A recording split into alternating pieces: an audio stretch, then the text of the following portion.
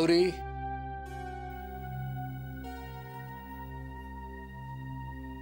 काय झालं गौरी? काही नाही. चिडलेली दिसतेस. कोणाचा राग आलाय? कपिलचा. कपिलचा? आता काय झालं? बाबा तुम्ही त्यालाच विचारा ना. तू सांग मला. आता उगाच घोंगडं भिजत ठेवू नकोस. बाबा बँकेचे हप्ते भरायचे, मागच्या 2 महिन्याचे आणि या महिन्याचा, आणि कपिलकडे पैसे नाहीयेत. हे शुक्ल काष्ट कधी संपणार आहे कळत नाही. अगं पण गौरी, अशा वेळी कपिलवर रागवायचं का त्याच्या बाजूला निर्धारानं उभं राहायचं? अहो मी याच्यासाठी सोल्युशनच सांगत होते, पण ते कपिलला आणि मल्लिकाला मान्य नाहीये. आणि हिरेन सुद्धा त्याला समजावण्याच्या ऐवजी मला नाही म्हणतोय. काय सांगितलंस तू? कोणाकडे मदत मागायची? कोणाचीही मदत घ्यायची नाही, स्वतःच्या पायावर स्वतः उभं राहायचं. आणि याला कपिल नाही म्हणाला. तू नेमकं कपिलला काय सांगितलंस? बाबा माझं म्हणणं एवढंच आहे, जर पैशांची तजवीज लगेच करायची असेल आणि दुसरा कुठलाच ऑप्शन नसेल तर आपण आपलं गावातलं घर गहाण ठेवू शकतो ना. म्हणजे रामाश्रयवर आलेला जप्तीचा प्रॉब्लेम सोडवणं जास्त महत्वाचं आहे. गौरी, तुझं मन किती मोठं आहे. पण कपिलला ह्याचं काहीच नाहीये ना. आता तुम्हीच मला सांगा, त्याची मदत करण्यासाठी आपण घर गहाण ठेवू शकतो का नाही? गहाण कशाला टाकायचं? सरळ विकूनच टाकूयात ना, म्हणजे मग आपण रस्त्यावर राहायला मोकळे. काय बोलतेस तू इंदू? नाहीतर काय, त्या कपिलनी स्वतःची प्रॉपर्टी फुकली आहे. आता हिला त्याला मदत करायची म्हणून ही हिची प्रॉपर्टी विकायला निघाली आहे. मग रस्त्यावर राहण्याशिवाय दुसरा पर्यायच नाही आपल्याकडे. हे बघ इंदू, जे काही झालं त्याच्यामध्ये कपिलचा अजिबात दोष नाहीये. आज जर साठ्यांच्या प्रॉपर्टीवर टाच आली असेल किंवा काही गहाण ठेवायची वेळ आली असेल तर त्याला आप्पा जबाबदार आहेत. याचं कारण आप्पांचा स्वभाव दिसेल त्याला मदत करायची. आई आणि इतकी वर्ष त्यांनी आपली मदत केली, जर आता त्याला मदतीची गरज आहे तर आपण का नाही करायची? मला हे काही समजत नाही आणि समजून घ्यायचं नाही. पण तुम्ही दोघांनी एक गोष्ट लक्षात ठेवा, काय वाटेल ते झालं तरी गावातल्या घराकडे वर नजर करून बघायचं नाही. आणि जर कोणी त्या घराकडे वाकड्या डोळ्यांनी पाहिलं ना तर माझ्यासारखी वाईट कोणी नसेल.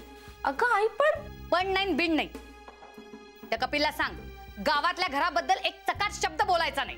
1 मिनिट, तो काहीच म्हणाला नाहीये. हे सगळं माझं डोकं आहे, मी सांगितलंय त्याला. तो उलट नाहीच म्हणतोय. नशीब. मग त्याचं ऐक. रामाश्रयाचं तर काही खरं नाहीच आहे. निदान आपलं घर तरी शाबूत राहू देत. आई, आपण इतके स्वार्थी कधीपासून झालो का? झालं का? तुम्हा दोघींचं बोलणं झालं? तसं असेल तर मी आता बोलू का? जरा शांत राहाल? हे पहा, गावातलं घर माझ्या नावावर आहे.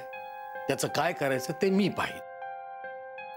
अहो पण इंदू आणि गौरी, कपिलला जरा समजावून घेण्याचा प्रयत्न कर. त्याच्याशी भांडणं करू नकोस.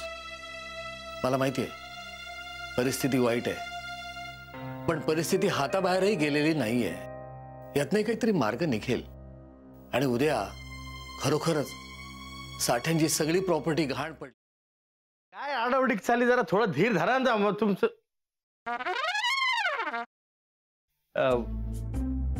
कसं आहेस दादा? मी बरा आहे, पण तुला काय अशी धाड भरली? कुठे काय, मला काय झालंय? मी ठणठणीत आहे एकदम. तुला ठणठणीत चोपला पाहिजे. साखरपुड्याची तारीख माझ्या या जन्मात तरी ठरणार आहे का नाही?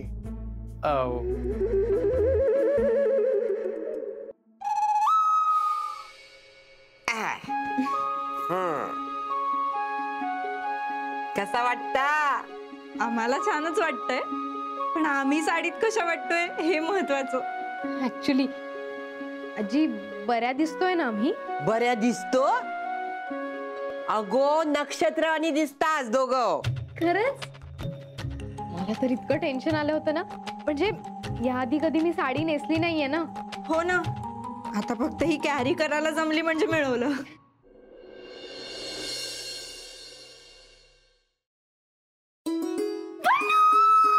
पल्लू पल्लू पल्लू, तू बिलीव्ह पण नाही करणार माझ्या आयुष्यात थोड्या वेळाने काय घडलं ते.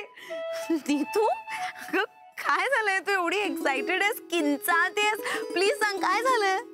पल्लू, म्हणजे मला ना खरंच विश्वासच बसत नाही की खरंच माझ्या आयुष्यात हे घडतंय का मी स्वप्नात आहे. मी तो प्लीज अगं मला कळेल अशा भाषेत सांग प्लीज लवकर. I am also getting excited. Please sit down. तर तुमच्या एक्झॉटिक डेट करता आम्ही हे टेबल फायनल केलंय. वाव अभ्या, हे टेबल नको. का?